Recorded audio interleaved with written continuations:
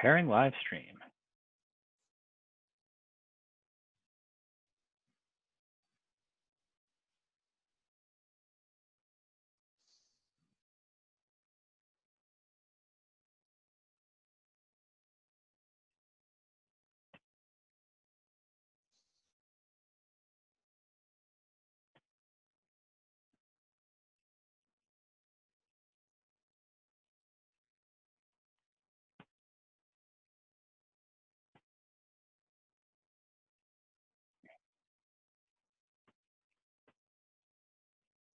All right. Cool. Here we go. It's getting started now. Nice. Setting it up. Ah, wow. There's actually a notification. I know. So fancy, right? Live on Facebook. Cool. Yeah, we are now, I think we're now live on Facebook. I think that's the case at least. Okay. Nice. Here we are, live on Facebook. So welcome everybody to another edition of Coaching Dojo Live. It is your host, as always, Toku McCree. And today I have with me the amazing Moritz. Is it Lembert? Is that how I say it? Lembert, yeah, you can say Lembert. Lembert. Moritz has come to a couple of events, and you came to my thing I did with Nikon, right? Yeah. I came to this webinar and then to this training dojo that we had. Yeah, the Happy Dojo. Yeah. So I've been to a couple of events, and he raised his hand, and so I don't quite know. He said he knows what he wants to talk about, but he might change his mind, so we'll see what happens, right? It'll be a bit of an adventure, and as always, I will coach Moritz and then talk to you guys and kind of break down a little bit of what I'm doing and what I'm seeing, so you guys get a sense of what's going on in my head when I coach, if that's interesting to you. So welcome, Moritz. Do you want to say anything else about yourself and what you do? And Actually, I don't feel the need right now. Yeah. Okay, cool. Just jump in. International man of mystery. I like it. Yeah. Yeah. Cool. Well, should we start by just being together? That's perfect with me. Cool.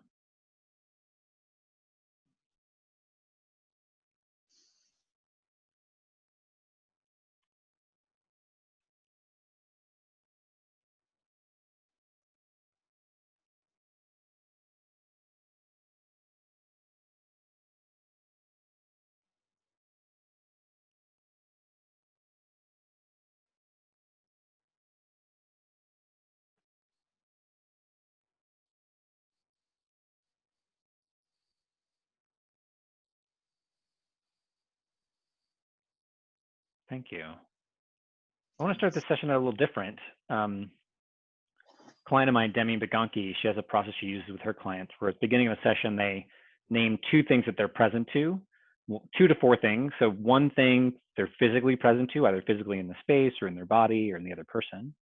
And then something energetically, 1 or 2 things they're energetically present to. So we're just going to do that together. So I'll do it and then you can do it. Does that make sense? Yeah, I'll give an example. So I'm present to, I don't like how this shirt looks on me today. I don't know why. I'm just like, I put it on the shirt and I usually like how it looks on me. And I'm like, I don't like how it looks on me today. So that's what I'm present to physically. Energetically, I'm present to, you mentioned kind of having an off day, and I had a very intense weekend. I did a weekend retreat, which was very potent, but kind of wore me out too. So I'm just present to my energy being a bit kind of like, I'm both open and also a bit tired. So I'm not sure tired is the right word, but I'm definitely a bit impacted by it. So those are the 2 things I'm present to. What about you? Physically, I'm present right now to a weird sensation in the back of my head. I hit my head on Saturday, and suddenly today I'm feeling it more than on Saturday. So that my physical sensation is quite present. And energetically, yeah, like this feeling of a little bit off. I come out of a weekend of kind of going with the flow. I fell in love with music production. I got a tool there, and I fell so much into this that everything else was kind of away. And now things are coming back, and I have this feeling of not energetically, like not completely on the wave. Is going with the flow something that you do often? Is that like I'm going to go with the flow now and I'm not? Is that a thing that you vacillate between, or? Yeah, I think so. Okay. So. Yeah. And do you often feel off after you get out of the flow? Sort of like I'm in the flow and then there's a bit of like a flow hangover? It's a good question. What often?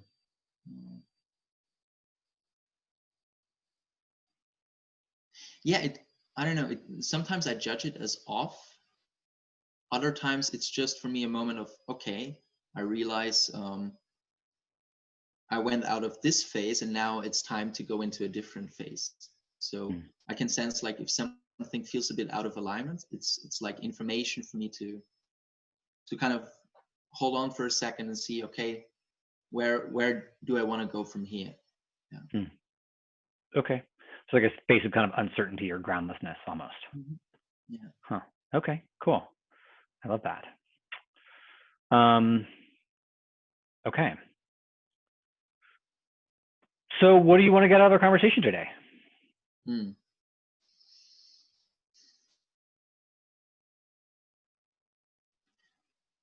Actually, some clarity around that, because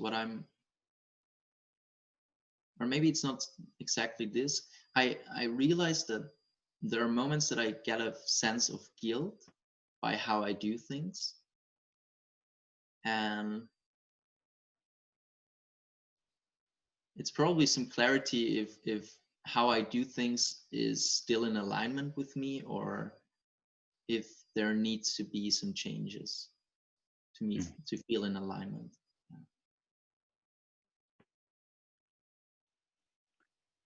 Yeah. So can you explain that a little bit? What is in alignment? We use that phrase a lot. It's in alignment with me. It's not in alignment. Yeah. What does that mean exactly?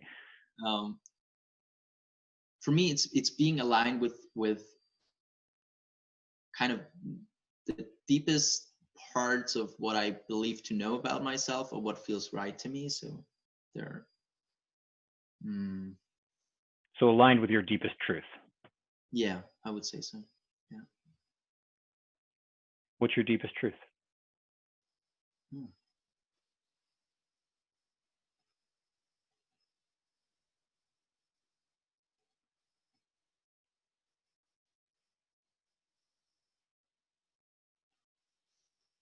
That, yeah, there's one part of me wants to answer. It's the space of no judgment that in some moments I experience, and then I don't know, I feel in those moments, I feel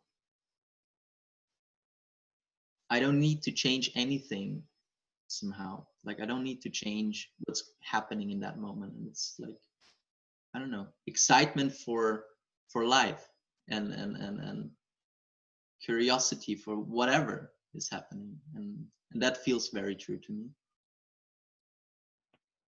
And then out of this space, there are certain ideas coming that then sequentially feel very true to me. So I know that right now I feel like expressing myself through being a coach. I feel like there are certain things that I then feel like doing, and they feel also true to me. But it's more like, I think the deepest truth for me is that the space where Okay. Can I pause you? Yes. It feels very thinky. It is, but I'm trying to put it in words. I don't know. For me, maybe. So let's try something different. Feel into your heart. Your hand on your heart. You put your hand on your heart. You feel into it.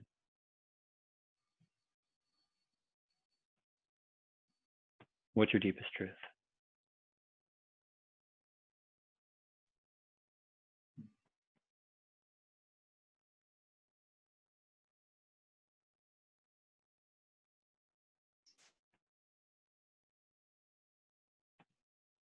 I think it's a feeling somehow. I don't know. I think it's a feeling. Yeah. In the moment that I want to speak, I can see thoughts running through my head, but they don't describe it. I don't know. Well, your thoughts don't describe it. That doesn't mean it's indescribable.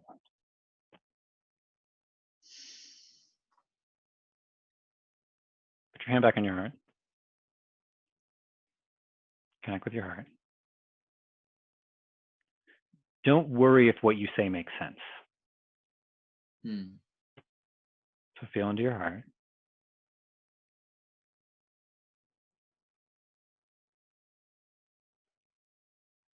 What is your deepest truth? It's like a sense of expansion. It's Stop telling me and show me.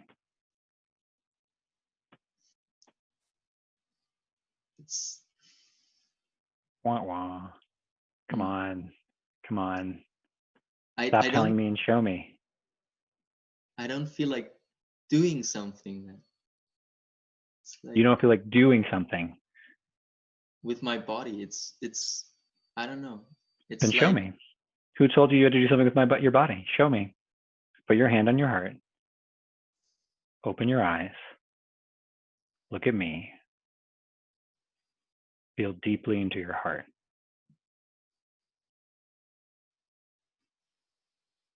Bring up a memory of that moment. And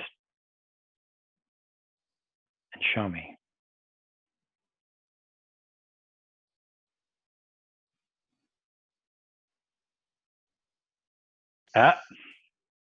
You had it for a second. And you had a thought. Did you just have a thought? the thought that I could see was I'm getting tears in my eyes. It's like seeing myself. Yeah. And then but that's a thought. Yeah, fuck it. I don't want to hear your thoughts. Don't give me. I don't give a shit about your thoughts. Stop telling me your thoughts. I don't care about your thoughts.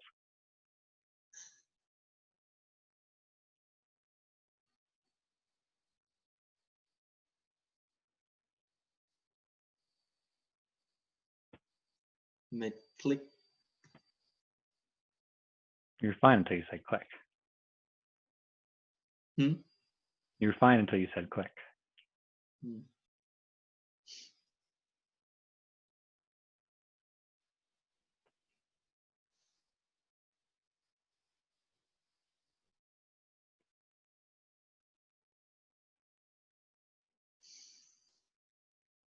Yeah.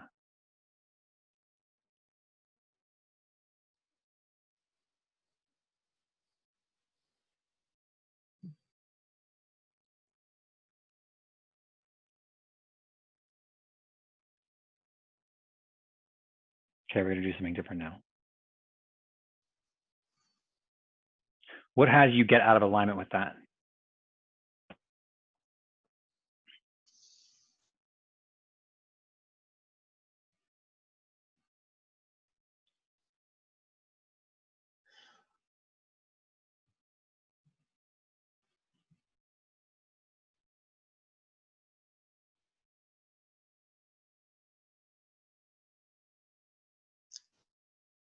That I think that I need to do something different, be different. On the way to what? So why do you think you need to do something different? Where are you trying to get to?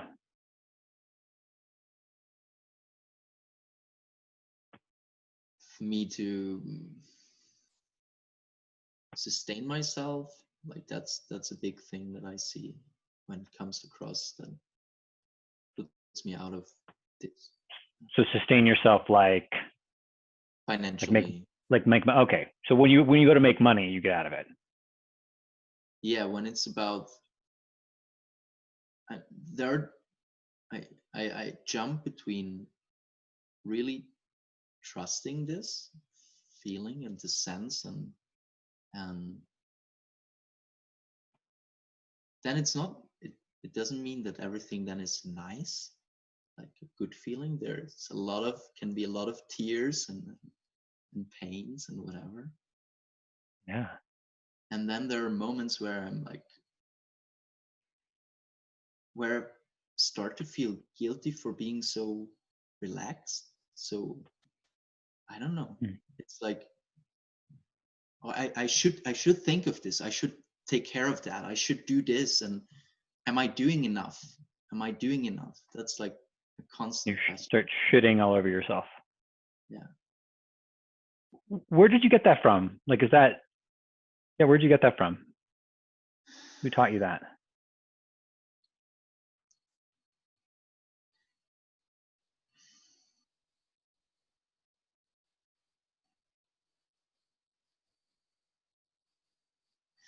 I believe somehow myself, like there is a memory that's shooting up like every time that I go in that direction. Can And you tell me it's, about the memory? Is it okay? yeah. Um, when I was a kid, I heard often that we don't have the money for this, we couldn't do that, or we couldn't afford this, and I could see my mom sometimes being very upset with that, and then crying, and I witnessed my dad being stressed about it. Mm. And I can remember a moment, I don't know how old I was, like 10 or so, when I said to myself, I never gonna live like that.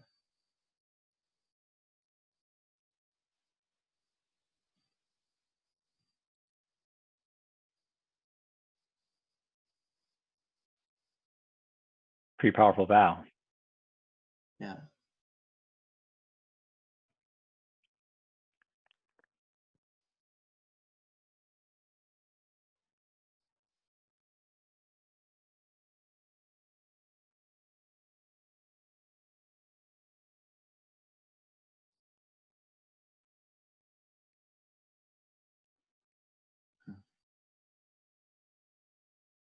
What's going on? I don't know. I had this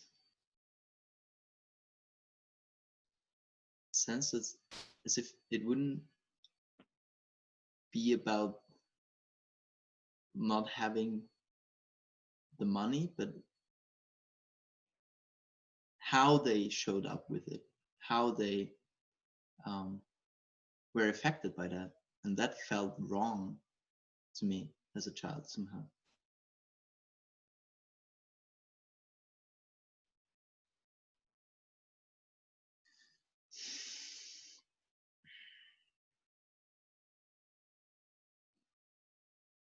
Mm.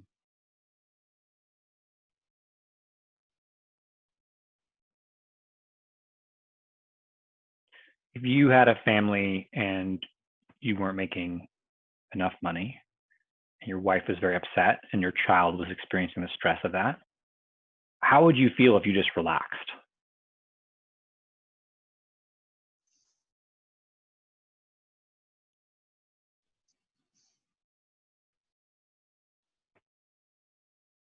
This isn't a trick question, by the way. It's not like a.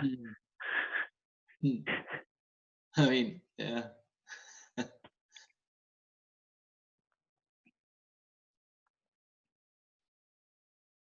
I could see that also this feeling of guilt would come in if I relax. Yeah.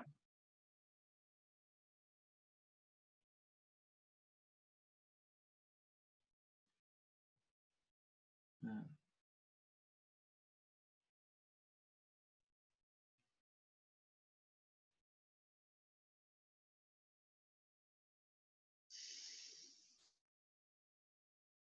What do you see in that?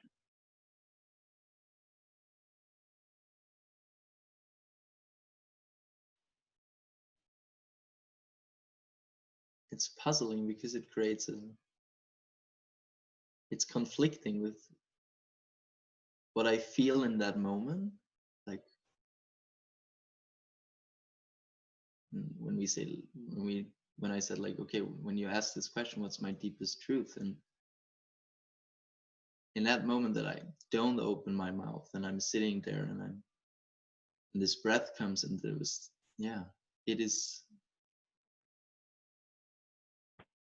not what I feel in that. It is this relaxation and this expansion. And then, yeah, it's puzzling that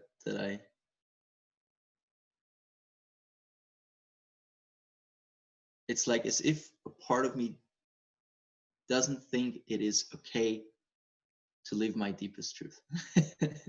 A part of you doesn't feel that it's okay for you to live your deepest truth. That is an incredibly true statement. Yeah. Yeah. Yeah.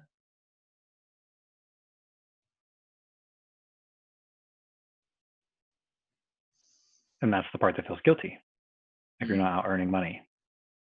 You also have the parts a bit in conflict.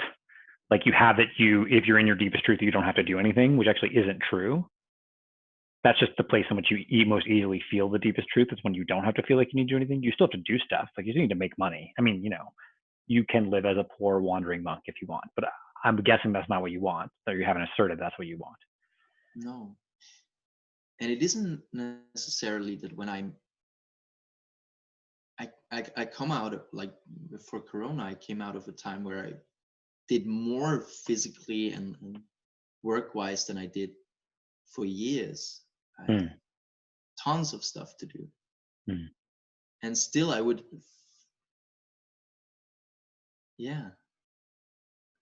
like, oftentimes no experience that came was like a bad one. It was okay, and I didn't have a question about am I doing the right thing? I should do something different. It was just like, it will, when something occurs, it will change, and I'm here, and I go with that. And then there are the moments where I'm like, I recall one moment that was, I came back, I was working in a restaurant now to earn money, part, and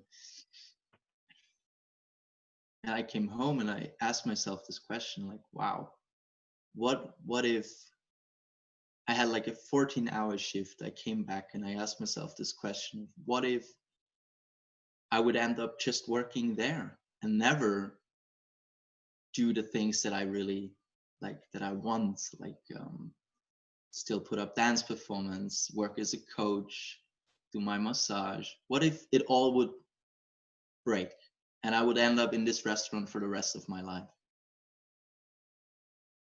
And in that state, I was like, it didn't bother me. It was fine.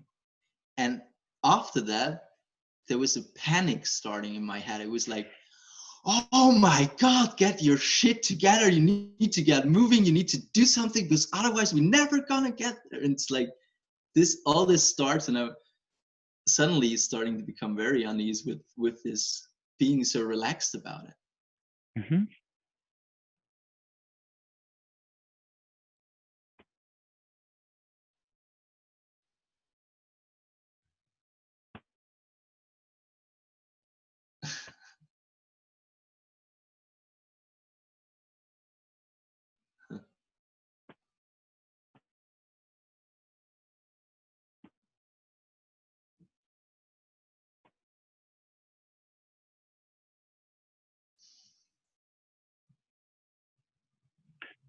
So what do you want?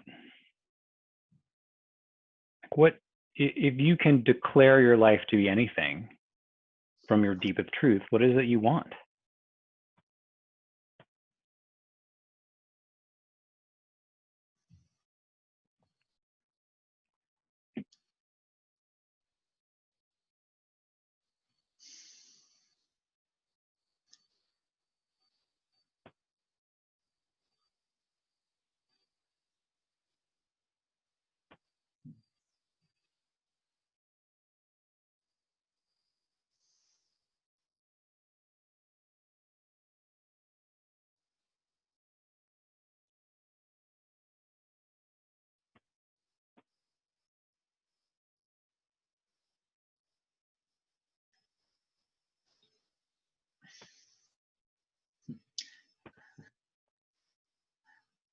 It's interesting.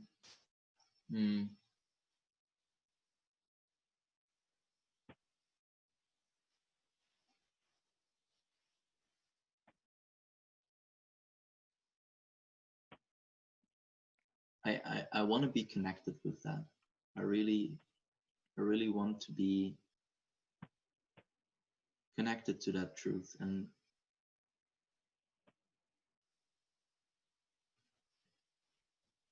Once I wrote it down for me, and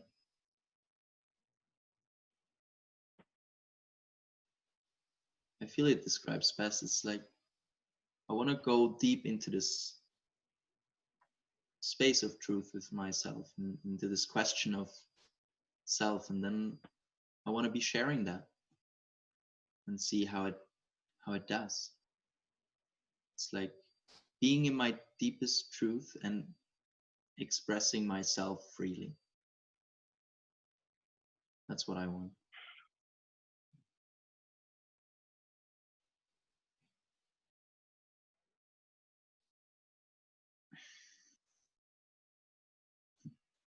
And let me just check in and see if I got, this is just a guess. So my guess is that each one of these things becomes a way for you to express yourself fully. So dance, massage, coaching, there's a feeling of like, this could be the thing where I can get fully expressed. And they both all kind of do it and all kind of are missing something, which is why there's so many of them. Does that resonate? Yeah, I think none of it. If I'm expressing myself, there is a lot of different things coming out, and I feel the more I also I was working as a dancer for quite a while, and that was for a long time was like, I'm a dancer. It's like the only thing I do and am, right? And I feel in this process of less judgment of what I should do and shouldn't be doing, there is more and more pouring out in different ways. But then I'm getting stressed that I do too many things. I'm like, oh, I should do maybe one thing. And what do you want to do if you had to pick one thing? if I had to pick one thing,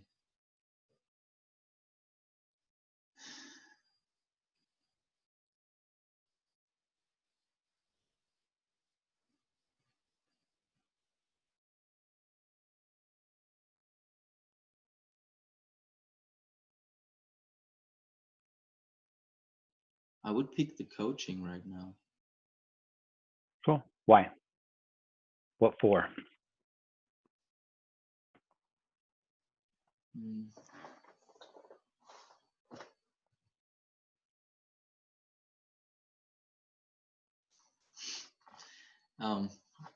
So the reason why I thought it is because in that space of coaching, I do feel most of the time being in that space, and I see a lot of value in this judgment-free space that is created. But in the moment then after I said it, I thought it will work in any of the things I do. Yes, you have to be careful not to collapse the two worlds. Because there's one reality, which is that you're always fully expressing yourself.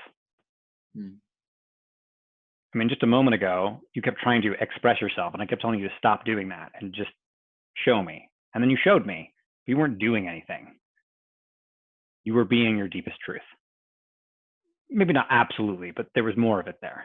Like I could feel it. I was feeling you and experiencing you differently being it. You could have done something and been it, and you could have stayed still and been it, but every time you tried to do something, you were being less of it. So I was like, all right, well, just show me whatever it looks like. And moment to moment, it might look very different. So from one perspective, you're always living your deepest truth and you're always fully expressing yourself. You can't not be. But the illusion or the trick in that is like, well, then I don't just do any of those, do whatever I want. Well, it's not quite it either, right? You know, in Buddhism, they talk about it that there's the first stage of practice is you're polishing a mirror, clearing the mirror of thought, wiping away, letting go. And then eventually you get to a place where there's no mirror and no polishing. You can't get there without polishing the mirror. It is ultimately true that there's no mirror and no polishing, that you're fine working in a restaurant, you're fully expressed, coughing, vomiting, pooping, like that you're just every moment you are a fully expressed version of yourself.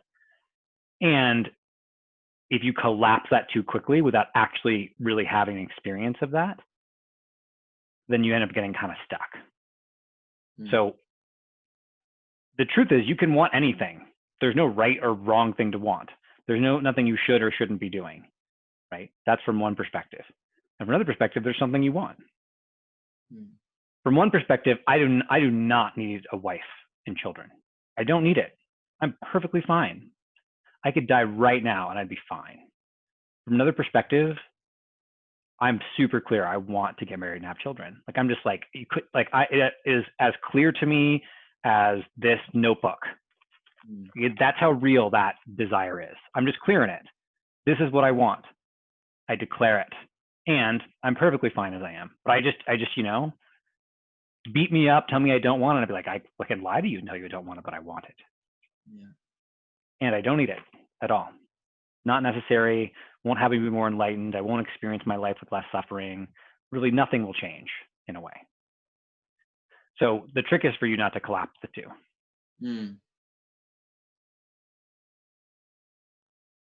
So yeah, notice that you don't need it, and what for? You'll express it. What do you? Yeah. So why be a coach? Of all the things, you're a beautiful dancer. I'm sure you get a massage and music therapy, like music producing, all this stuff. There's just a million ways. You are clearly an intelligent, creative, talented human being.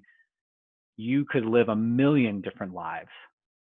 All of them could be satisfying. All of them could be suffering. Probably a little bit of both in each one. But this version of Moritz right here, with his karma and his conditioning and his life, he gets to choose a thing to put his energy into. And you said from some place didn't just feel like your mind, coaching. And there's something behind that. Yeah. So what's behind it?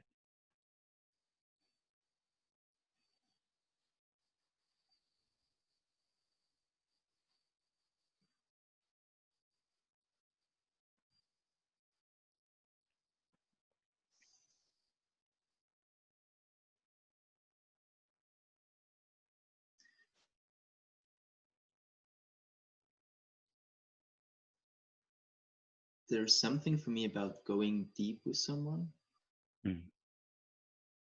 that feels very real and nourishing, and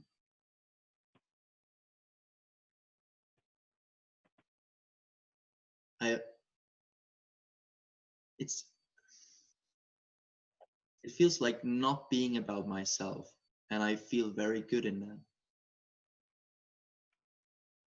It's a bit of an ironic statement. It's not being about myself and I feel really good. Yeah. Yeah, it's both. Yeah. Yeah. That's often how it is. So what I hear you saying is something about coaching. There's you really want deep, nourishing work. There's something about depth and nourishment that really resonate with you. Yeah. That's a little bit of connection in there. The connection's important. Yeah. Yeah. Cool. So right now, you creating coaching is about doing work that feels deeply nourishing and connecting, or deep, nourishing, and connecting. Does that feel right? Cool. So I'm going to ask you a few more questions, and I'm just going to pause and I'm going to talk to the audience for a minute. Is it okay with you? Yeah. So this is a really common thing, right? People get caught in this bind of being present to like what's amazing, and then like feeling like life gets in the way of that, and then sort of like getting stuck between those two. For coaches a lot, there's this very spontaneous like coach, like that's a thing to do. And then often it's the complexities or other things we bring to the project of coach, which are the same things we bring to everything in our life, that cause problems. And so now, kind of having established that sort of like energetic core of what Moritz wants from coaching, now I really want to invite in and look at what is the stuff that just shows up in the project. Every project that Moritz, I assert that everything that shows up in coaching will show up in every project that Moritz does in his whole life. And it's actually not very, very unique. Right? It's just going to show up in coaching. But there's a little bit of a thing that like, maybe coaching is different and my stuff won't show up in it. And so we kind of trick ourselves. So I don't know if that'll show up for Moritz or not, but that's what I'm looking for next. We've kind of created the ground to work on together. Okay. Now I know you didn't hear any of that, so you have no idea what's going to happen now. So what shows up when you go about trying to be a coach?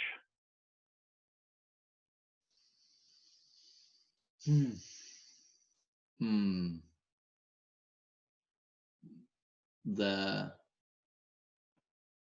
figuring out how to create meaningful client connections, how to come in contact with potential clients. What shows up is sometimes doubting my ability to be a good coach, and other times being extremely excited how well a coaching went. And what shows up is that,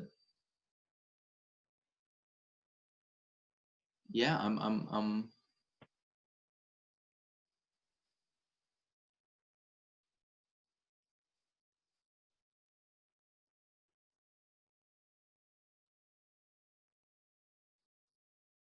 I feel very at home with it somehow. It's I don't know, when I started doing it, it was like, oh yeah, that's fitting. It's fitting something that was there all along somehow. Yeah. Yeah. Are you getting the results you want?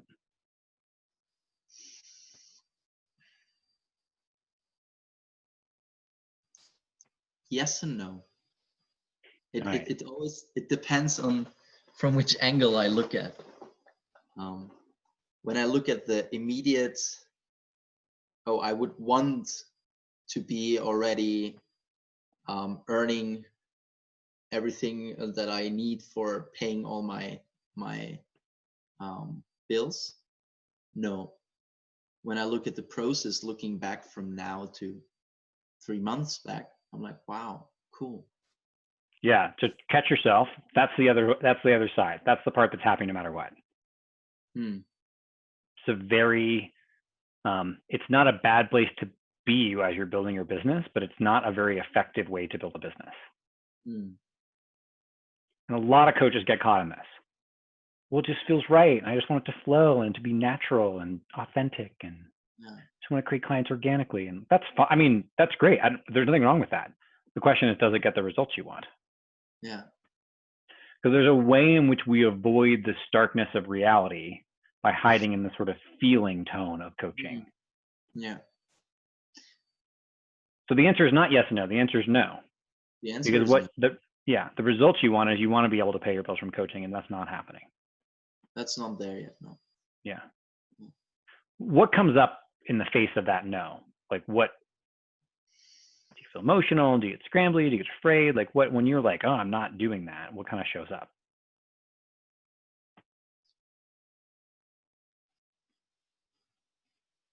Yeah, it's maybe that sense of, yeah, I'm not doing enough of the things that I know are able to get me results then.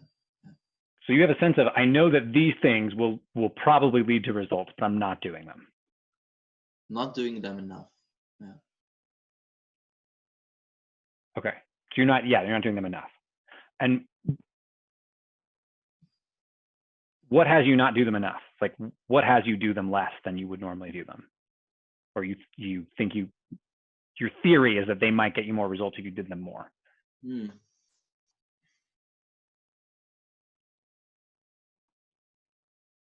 Probably this, yeah, like letting myself go with the flow sometimes in this, I don't know, different things. Like now I got a tool for music production, and I never did it. I always wanted to start music production. I got this tool and I'm immersing myself in that thing for 4 days. Like almost every free hour I spend on trying to create beats and tracks and music. Yeah. It's amazing. And I'm like fully in that. Yeah. But I don't do some of the things that I believe to know are leading to clients. I mean, do you have this pattern of sort of getting obsessed or hooked on something and then like getting really into it, and then kind of like it hits a certain point where it's less interesting and then you stop doing it? Like, what's the pattern there around? Is it like that, or what's? I think it is. I get very excited for new things. Yeah, you get sort of, you're addicted to novelty. Yeah. Where you get excited by novelty. Maybe it's not an addiction, Yeah. but you get excited by And novelty. I dive in. Hmm. Which saves you from actually having to create an experience of excitement or novelty in the rest of your life. Possibly. Yeah, I don't have to be right about that. Yeah.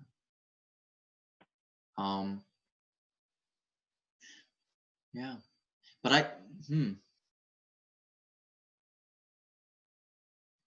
I ask myself this question a lot. If I have a pattern about starting and then stopping something. Well, if you're asking yourself about it, you probably have a pattern. Probably. You know the pattern, you probably wouldn't ask yourself about it. Yeah, it can be, but I'm not clear on that, I have to say. Because I judge myself for doing that in dance, like going in a course and then not doing it. But I always continue dancing. I judge myself for saying like, oh, I have a pattern with massage because sometimes I do more and then less, but I stayed on doing massage. Yeah. And with the coaching in the beginning, like doing more of the stuff that was required from my training and then parts less and then again more. But I still do coaching. Yeah. Did you get the results you wanted from dancing?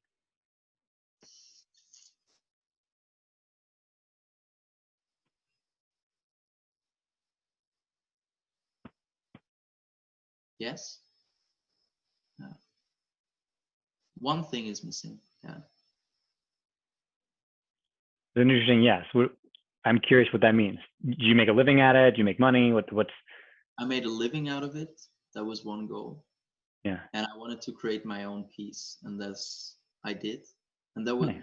I had to think because I saw the two, and then there was another one that was building my own dance company, and this I never did. What happened? I got like after the creation of my dance piece, I got injured like repeatedly, and after the third injury, I felt like actually this is not how I want to live my life. The life of a performer was, I got to know it and I had it and I had the experience and I was like, actually, this is not why I started dancing for me. What had you start dancing? The freedom of expression. I really enjoyed it. I was like, when there is music, I want to dance. That's Yeah. Yeah. Yeah. I love that. Yeah. And why couldn't you have created the dance company without being a performer?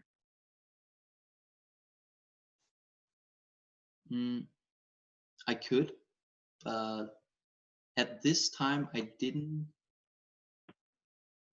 see dance going together with what I started to feel be very important to me. Now I look a bit different at it, but at this time I had the sense of I'm just entertaining people. And I always had the sense of there's something deeper to share. And I saw that more happening through working with bodies and massaging people and being in this space with the person. You actually have a pretty similar story. I worked in music for a long time, not as a performer, but I always loved music and felt like there was a deep truth to music. And then left music and then got into personal training because there was something about the body that was very alluring, and then eventually into coaching because there was something about the power and depth of conversation that was, to me, even more powerful than the body. Though the body had a certain place. I also just like didn't want to learn about muscles. I was like not that interested. I was like, I'm not interested in muscles. I'm really fascinated by the inner workings of human beings, but muscles less so, for whatever reason. I still think they're interesting, but not as interesting as I think I would need them to be to be a personal trainer. Yeah, so I resonate a lot.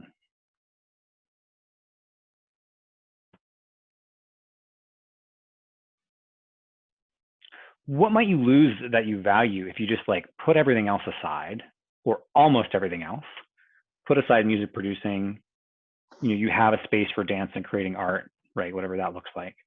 Put aside massage and just for like, I'm going to do the stuff that I think will create results in coaching. What might you lose that you value?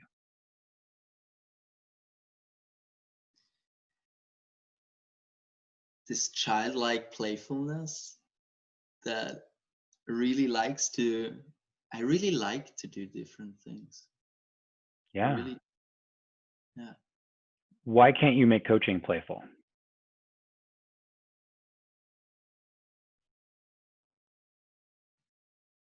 Huh.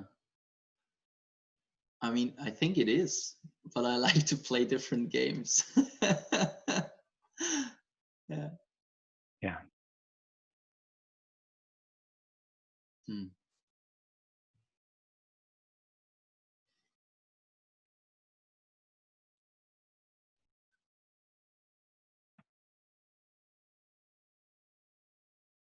I don't know. Right now, as I see it, I wouldn't like also immersing myself, like doing more of the stuff that I think I want to have space that is for me to explore freely outside of what I do repeatedly. Or and for me, like every coaching session is very different.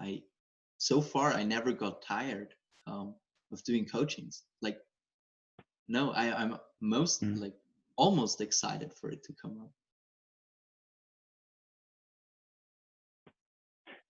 And yet you're not doing what would actually have you be successful and get you what you want. Yeah.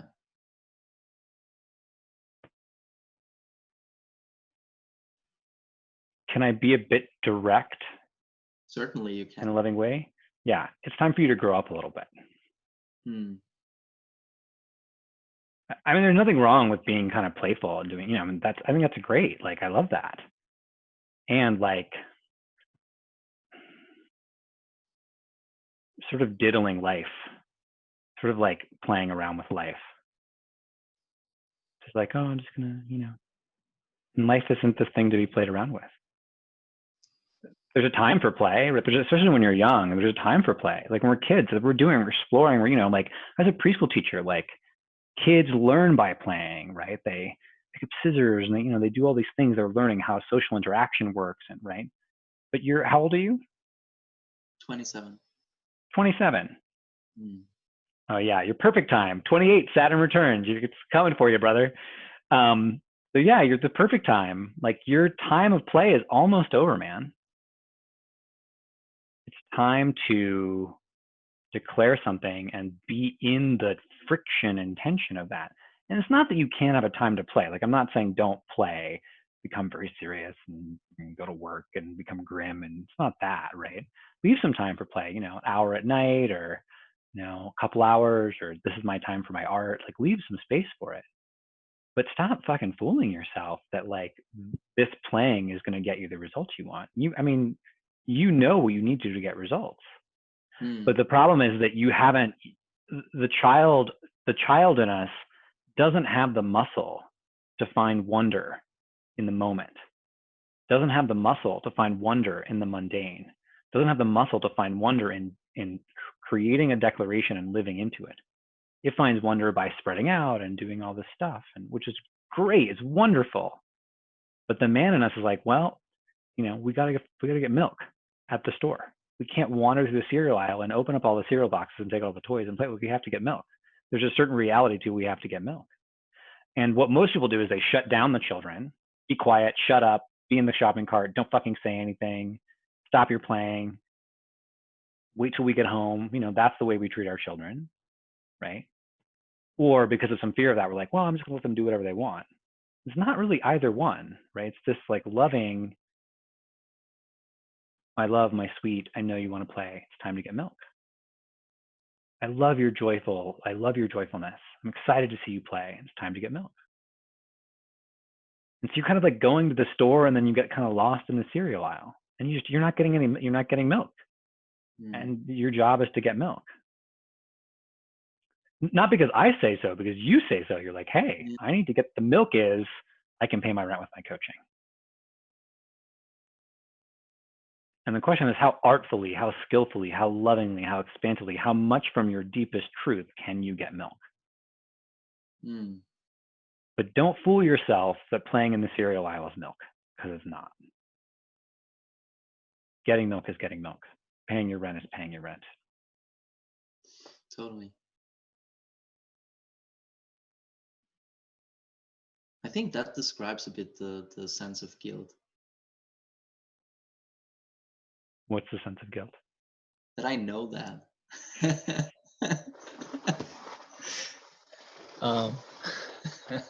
Yeah, I know you knew. That's why I could be so honest with you. I was like, I gotta know this. It's like, yeah. And then still I wonder sometimes, because things are working out in ways that I really don't understand. Yeah, it's not either or, it's both and. Yeah. Again, it's not run to the store, become grim and focused, push people out of your way, tell your kids to shut up and go get milk. That is a way a lot of people do it. But it's also not playing in the cereal aisle.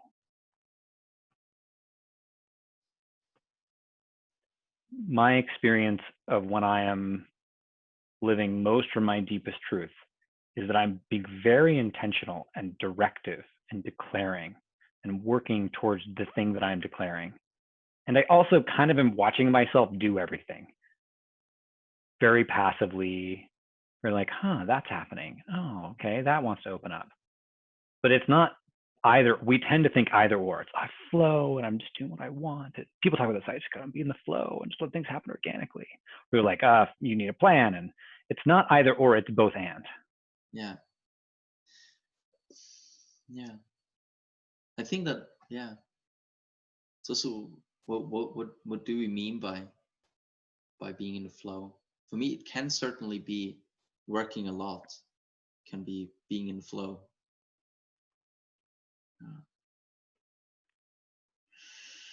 So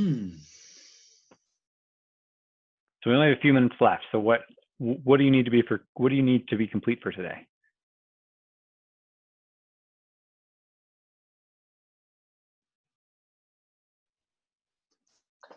I think I have it. I think I have it. Yeah, I was watching myself by running around the question I needed to answer. Yeah, kind of know it. What do you know? I know the things that I even declared myself that are important to do, and that they so far led to clients, and most likely gonna lead to more clients if I keep doing them. Yeah, the real trick is what coaches tend to do is they're actually it's actually not that complicated to get clients. People are like, where do I find clients? Like, I don't know, anywhere. Like, well, but where? I'm like, I don't know, go look for them. They're out there. And it's different. And I mean, people will tell you like, oh, go into Facebook groups and make friends, or go to networking events or write a blog. And like, there's a million ways to create clients, but either you are connecting people or you aren't. You either are inviting people into conversations or you aren't. You either are coaching people or you aren't. You either have a coach or you don't. It's actually quite clear. Yeah. And what I find is that people who are like struggling is like, they're just kind of not in action. And they're like, well, why isn't it working? I'm like, well, you're not doing anything. Right? Totally. Or doing things, but it's inconsistent. So like, it's actually not that mysterious. We like to make it super mysterious so that we like don't have to notice that we're not doing anything, right? It's very like, so the trick is that what people do is they start doing the thing so long as it feels right or feels in alignment, right? With no understanding of what alignment with what is really right. Mostly it's actually what's comfortable or not. That's generally the metric. Is it comfortable? Is it easy? Does it feel good? Right? And the truth is that like you will eventually hit a point, no matter what work you do, that it doesn't feel good. It doesn't matter, right? Take the thing you enjoy most in the world. Eventually it stops feeling good, right? Life is inherently disappointing that way. Just nothing you could do about it. Just the way things show up that way. That's, suffering, just how, call it whatever you want, just the way things are. So we do the thing until it becomes uncomfortable or hard, or it doesn't feel like we think it should feel. And then we stop in the hope that by stopping and twisting or going in a different direction, we can recapture that original feeling of good. And then sometimes we capture it, right? And we're like, oh, this new thing, and it's this, this is now the new answer, right? But then eventually that new thing develops the same problems. Now, this all happens if we're lucky. If we're very unlucky, we find a thing that feels good and it just works. And then we get caught in the idea that the good thing that feels good and works is the right thing, and we chase that feeling forever. It's actually really bad luck to succeed in that way. Don't tell people that because I don't like to hear that. But we're actually able to see into the pattern of this. We can see, oh, actually, at some point, I either have to generate that it feels good, I have to be willing to stick through the point which is uncomfortable, right? But I have to stay in the action and then create within the structure of the action art with my life. I have to bring my expression. I have to live my deep truth. I have to feel the suffering and the pain of it not working, right? But the trick is that to get out of action to do that is a mistake. Ironically, staying into action to do that is also a mistake. But we all have a bit of a way that we tend. Most people tend to get out of action or they switch the action. I'm actually the opposite, which is why it's sort of interesting for me to talk about coaching, is my tendency is to push. So when I get nervous, I just work harder. I get into more action. So for me, actually, the trick is to ease up, because I always think the answer is in the action rather than trusting that less action will achieve more. Go further with less, as my friend Adam likes to say. So I'm a little different, right, in that way. But what's going to happen is you're going to get into action on coaching, and at some point it won't feel in the flow anymore. It'll feel weird. You'll notice something else will all of a sudden seem really interesting.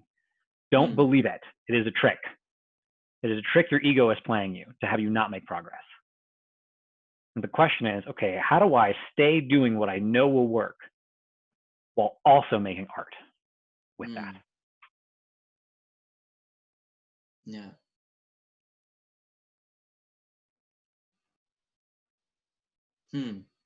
Nice. That's interesting. I had a thought before we started our coaching that I had like a commitment for this Corona period now, and it's kind of over here in Vienna. Like everything is kind of running back normal. And I was saying there's it might be interesting for me to figure out the commitment that I'm wanting to make in this coaching conversation now. And it's funny, like now at the end, I got an idea. Cool. What's the idea? Can you explain it briefly? Because we're at time pretty much. Okay. So my idea is. So hold on. Actually, I want you to just write it out and I want you to send it to me. Okay, cool. Yeah. Because I want to close the call. What matters is that you know the commitment. And know that you will find something more interesting than that commitment at some point. That for you is highly predictable. You will find something more interesting than that commitment. What's predictable for me is I will work harder than the commitment requires. That's predictable for me. For you, it's you'll find something more interesting than the commitment. And the trick is, can you do the more boring thing and stay in the commitment? To see what you learn there. Not that that's the right answer, because that in and of itself will become the wrong answer eventually, but that's the right answer for now. That's the place to look for now. That's where I'm directing. Does that make sense? Yeah, it makes sense. Yeah, cool. Yeah. What can I acknowledge you for?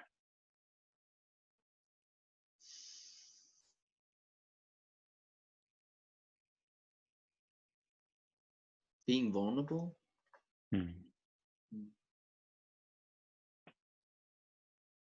Yeah, I really love the vulnerability you are. Even from the very beginning, kind of willing to like feel into that experience and not get too angry at me as I was kind of, no, not that, this way, right? You kind of relaxed into it. I really appreciated that. It was really nice. That was kind of a high risk maneuver. It might have pissed you off, so I'm glad that you relaxed into it. And then I'm really present that your embodiment as a dancer and as a massage therapist, there is something really about opening yourself up and sharing yourself with the world that's quite potent about you. And could be quite powerful as a coach if you're willing to kind of stick with just add enough structure to support you to move through this period of of whatever, less interest or struggle or discomfort, whatever is in this mid period. Mostly I want to really acknowledge you for, I think it's your heart. There's something about I do different parts of the body sometimes. I have people feel into their deepest truth. And for you, the heart felt really kind of interesting.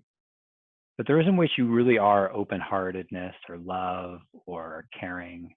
That's quite lovely. And I can imagine that people in your presence feel a sense of love and relaxation and ease just being around you. I imagine that's something you gave to your audience as a dancer, something you brought to your clients as a massage therapist. I had a massage therapist that had the being of like anxiousness. It was super hard to be with. I was like, I don't want to get a massage from you. I feel stressed out being in the room with you. So you're sort of calm, compassionate energy. And my guess is that that's something you also bring your clients when you coach.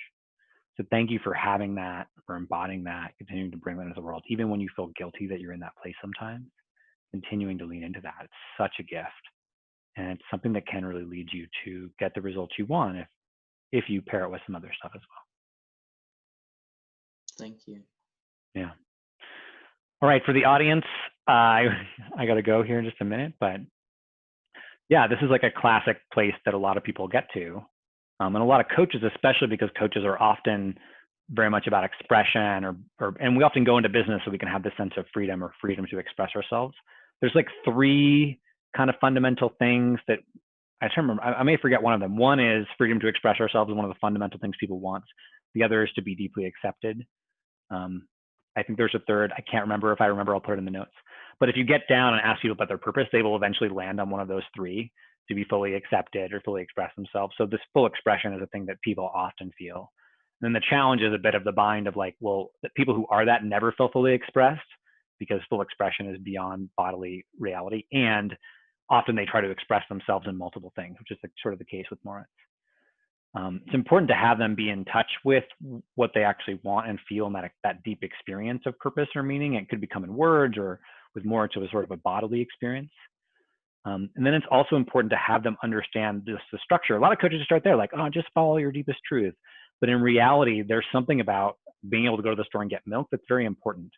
And this illusion that letting go of any direction is what has us be fully fulfilled, it's a bit of a lie that we all tell ourselves.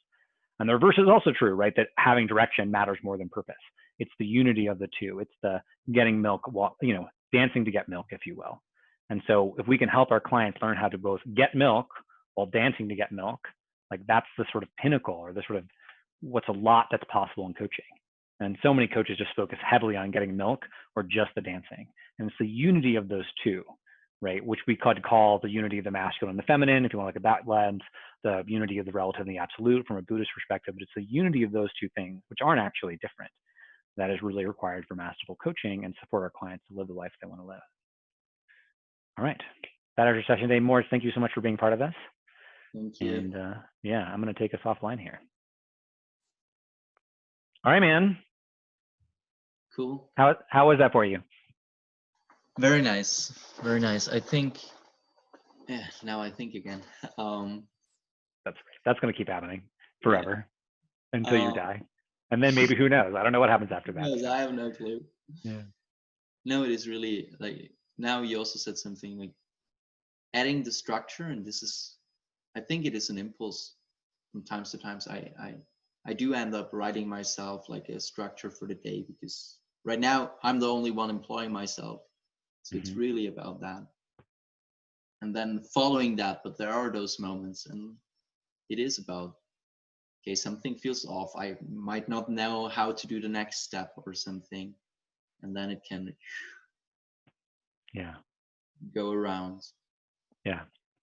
Well, you're bringing the energy first. That's what Adam talks about. You have to bring the energy. The feminine has to come first. So you're bringing the energy, which is that feeling of the deep truth. But then you have to bring the masculine to it, right? So I love this. It's not stop. Don't avoid the flow. It's just how do you continue? How do you nurture the flow when you run into the structure and the structure starts to feel tight? Yeah.